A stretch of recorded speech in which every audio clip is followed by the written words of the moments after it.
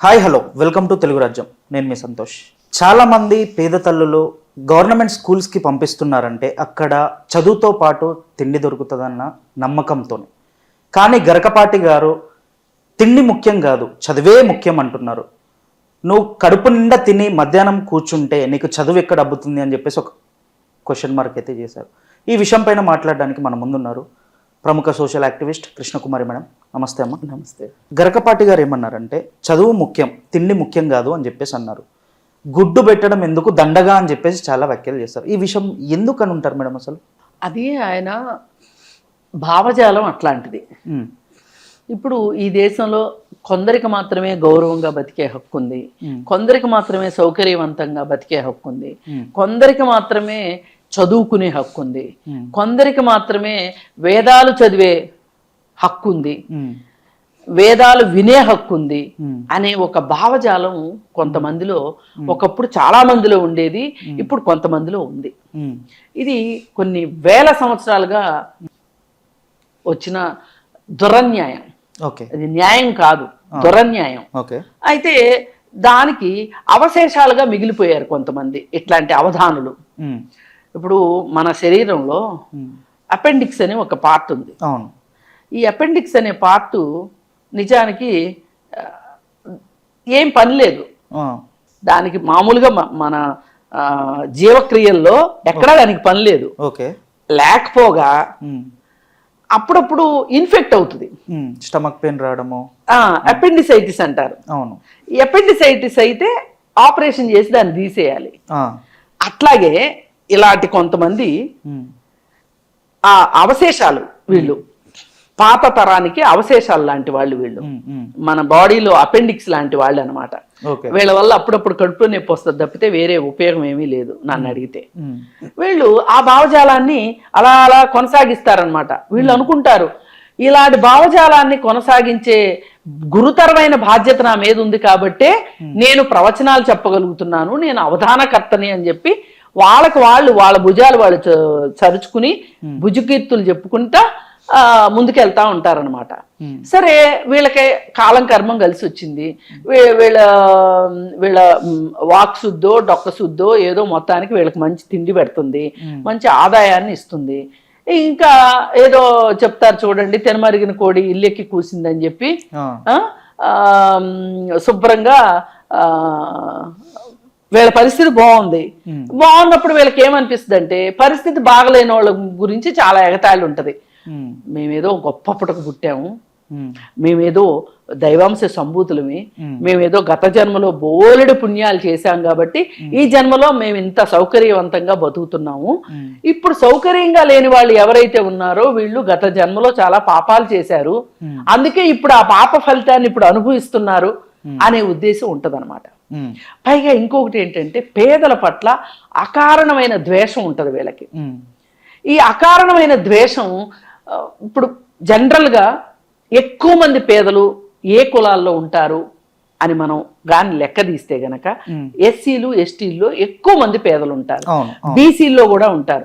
ఇంకా గట్టిగా మాట్లాడితే అగ్రవర్ణాల్లో కూడా పేదలు ఉన్నారు, కాదని అనట్లేదు, అగ్రవర్ణాల్లో కూడా పేదలు ఉన్నారు.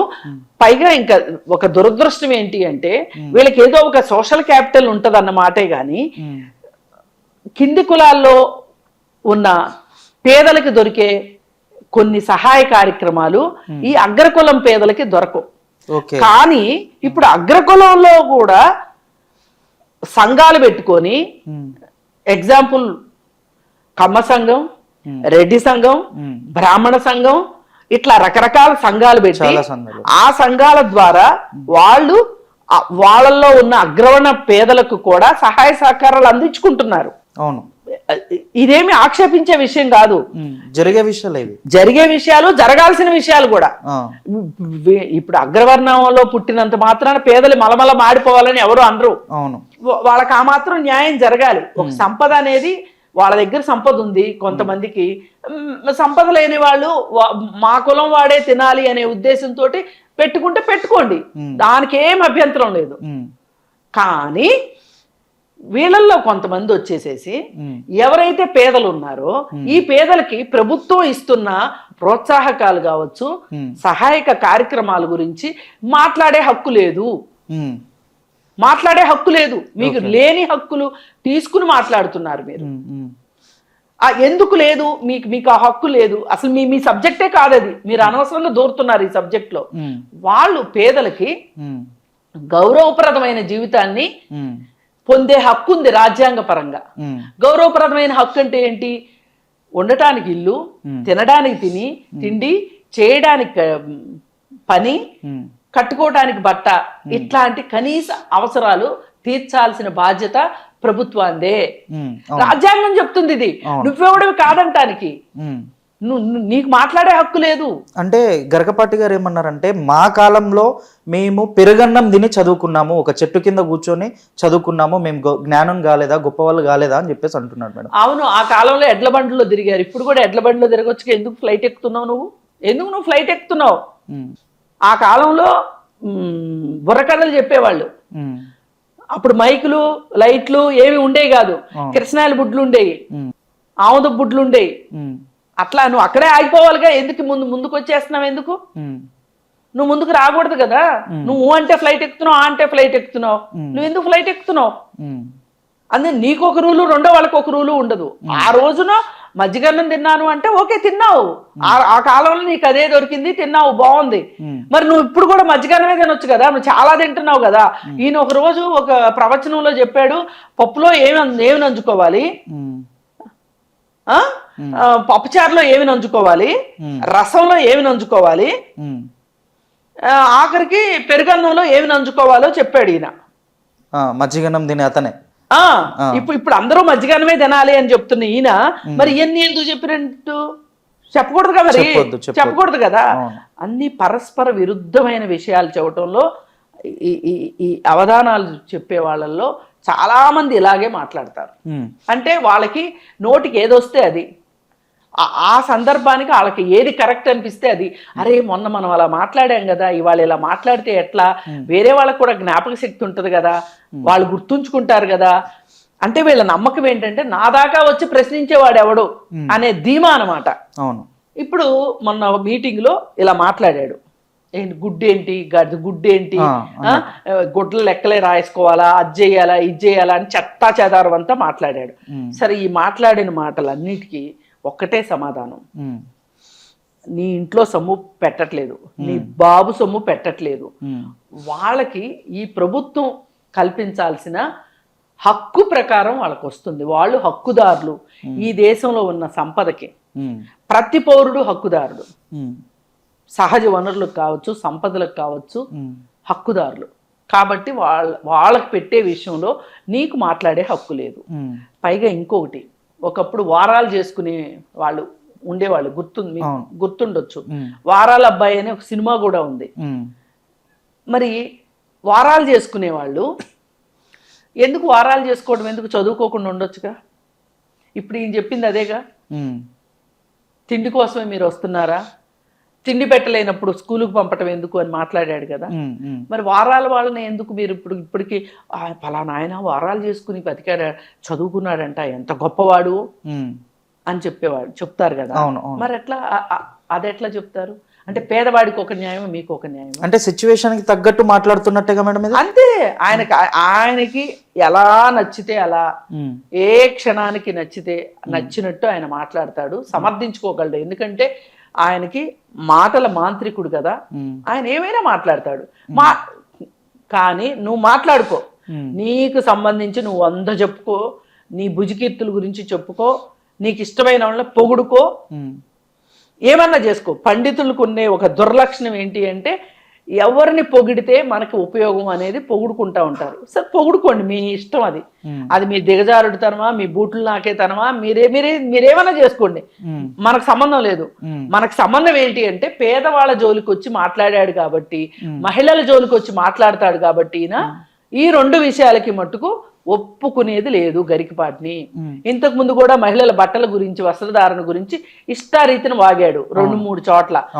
ఏంటి, 60 ఏళ్ల నాకే రక్తం పరుగులు పెడుతుంది, మరిగిపోతుంది అన్నట్టు మాట్లాడాడు. పిల్లల వాళ్ళు నీకు రక్తం మరిగినా నువ్వేమన్నా చేసినా 20 ఏళ్ల పిల్లలకి రక్తం మరిగి ఏమన్నా చేసినా పోలీస్ స్టేషన్కి వెళ్లాల్సి వస్తుంది. ఇంతవరకు అయితే గ్యారంటీ, చట్టపరంగా నువ్వు అవదానివని నిన్నేం వదిలిపెట్టరు. పైగా ఈ పేద పిల్లల జోలికి వచ్చి వాళ్ళ నోటికాడ కూడు గురించి మాట్లాడే కన్నా కూడా నువ్వు చేయాల్సింది ఏంటి అంటే, అరే చిన్నపిల్లలు వాళ్ళ నోటి దగ్గర తిండి దగ్గర కొంతమంది రాబందుల్లాగా పిక్కు తింటున్నారు, వాటిల్లో కూడా కమిషన్లు కొట్టేస్తున్నారు, అట్లాంటి పనులు చేయకండి అని నువ్వు సలహా చెప్పు. అండ్ ఇంకోటి మేడం, ఆయన చెప్పింది ఏంటంటే గుడ్డెందుకు దండగా అని చెప్పేసి అన్నాడు మేడం.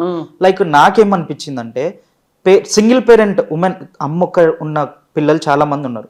అమ్మ వాళ్ళని పోషించడానికి సంథింగ్ కూలి పనులకు వాటికి వెళ్తుంది, కానీ ఆ వచ్చే డబ్బులతో కొడుక్కి రోజుకో గుడ్డు పెట్టలేదు, కూతురికి రోజుకో గుడ్డు పెట్టలేదు. అలాంటిది మన ప్రభుత్వము రోజుకో గుడ్డు 2 గుడ్లు పెడుతుంది. ఆ గుడ్డు ఒక్క క్యాలరీస్ కానీ ఏదైనా కానీ ఒక స్టూడెంట్కి వెళ్తే ఎంత మేధావి అవ్వచ్చు అనేది ఆలోచించకుండా గుడ్డెందుకు గాడిద గుడ్డెందుకు అన్నట్టు మాట్లాడారు. అదే ఇప్పుడు ఆయనకైతే పప్పు నెయ్యి దొరుకుతుంది, తింటాడు, గుమ్మడికాయలు తింటాడు, రకరకాల విటమిన్లు వచ్చేయన్ని వాళ్ళు తింటారు. ఒక పేదవాడికి అసలు నెయ్యి వాసన చూడని పేదవాడు, జీవిత కాలంలో నెయ్యి అంటే ఎలా ఉంటుందో తెలియని పేదవాళ్ళు ఉన్నారు ఈ దేశం చాలా మంది. ఈ రోజుకి గుడ్డంటే తెలియని వాళ్ళు ఉన్నారు ఈ రోజుకి. ఈ జ్ఞానం లేదా మనిషికి. ఆయన నేను బాగున్నాను, ప్రపంచం అంతా బాగుంది అనుకుంటున్నాడు ఆయన. అంటే అతను ఖాళీ కడుపుతో చదివాను, నాలకే ఖాళీ కడుపుతో చదివితే మేధావులు అవుతారు అని చెప్పేసి అంటున్నాడు. ఖాళీ కడుపుతో ఉంటే మేధావులు అవుతారా మేడం? అసలు కాదండి. ఇప్పుడు మనం ఏ పని చేయాలన్నా మనకు ఓపిక ఉండాలి. అవును. ఒక మనిషి నడవాలన్నా, కూర్చోవాలన్నా, ఆలోచించాలన్నా, మాట్లాడాలన్నా ఒక శక్తి కావాలి. ఒక్కొక్క మనిషికి కొన్ని క్యాలరీస్ అవసరం అవుతాయి.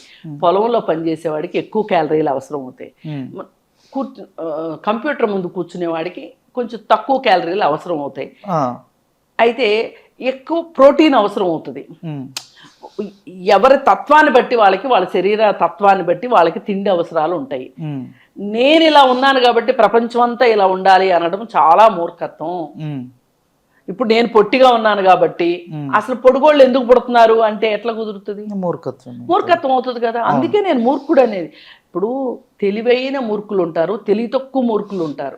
తెలివి తక్కువ మూర్ఖులకి ఏమైనా మనం చెప్తే అర్థమవుతుంది, తెలివైన మూర్ఖులు ఎక్కించుకోరు.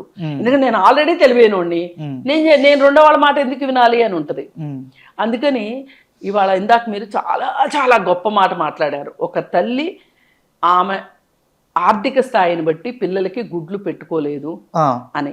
ఇప్పుడు డాక్టర్స్ ఏం చెప్తున్నారు, నాన్ వెజిటేరియన్ తినని వాళ్ళు కూడా కనీసం గుడ్లన్నా తినండి అని చెప్తున్నారు. గుడ్లైనా తినండి, అది కాదు అనుకుంటే చేపలు తినండి.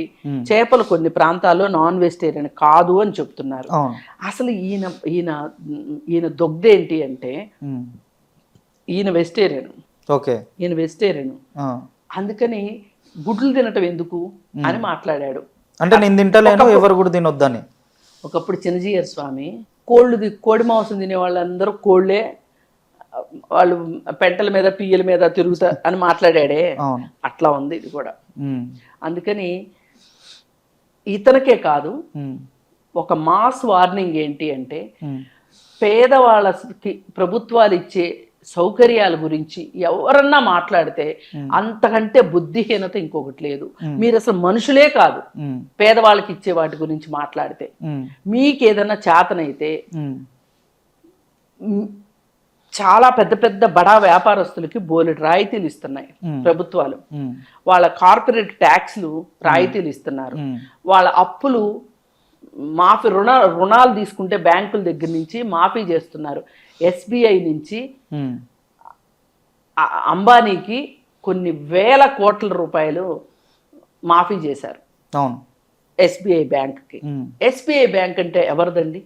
ప్రజల బ్యాంక్. అది నేషనలైజ్డ్ బ్యాంక్ అంటే ప్రజలదే. ప్రజలది అంటే డైరెక్ట్గా ఈ ప్రజల డబ్బు తీసుకెళ్ళి ప్రజల దగ్గర నుంచి లాక్కుని తీసుకుని వెళ్ళి అంబానీకి ఇచ్చినట్టే కదా. అదానికి బోలెడు కార్పొరేట్ ట్యాక్స్ రాయితీలు ఇచ్చారు. ఆ లెక్కలన్నీ తీస్తే గనక అసలు వీళ్ళకి ఎన్ని సంవత్సరాలు తిండి పెట్టినా కానీ అన్ని డబ్బులు ఖర్చు కావు. నీ బుర్ర బుద్ధి పనిచేస్తే, నీకేమైనా జ్ఞానం అనేది ఉంటే ఈ ఈ ఈ ఈ విషయాల గురించి మాట్లాడటం మానేసి అసలు డబ్బులున్న వాళ్ళకి ఏమి రాయితీలు దొరుకుతున్నాయి ఈ దేశంలో? బాగా పై స్థాయికి వెళ్ళిన వాళ్ళు రాజకీయాల్లోకి వచ్చి రాజకీయ నాయకుల వేషాల్లో ఎంతమంది వ్యాపారాలు చేస్తూ డబ్బులు సంపాదిస్తున్నారు. అలాగే పెద్ద పెద్ద పెళ్ళిళ్ళు జరుగుతున్నాయి. ఈ పెద్ద పెద్ద రాజకీయ నాయకులు వ్యాపారాల కుటుంబాల్లో పెళ్ళిళ్ళు జరుగుతున్నాయి. ఆ పెళ్ళిళ్ళకి ఎంతెంత ఖర్చు అవుతుంది, అసలు వాళ్ళకి ఆ డబ్బు ఎక్కడి నుంచి వస్తుంది? ఇది ఆలోచించు. నీకేమన్నా నీ బుర్రలో ఏమన్నా కొంచెమన్నా గుజ్జుంటే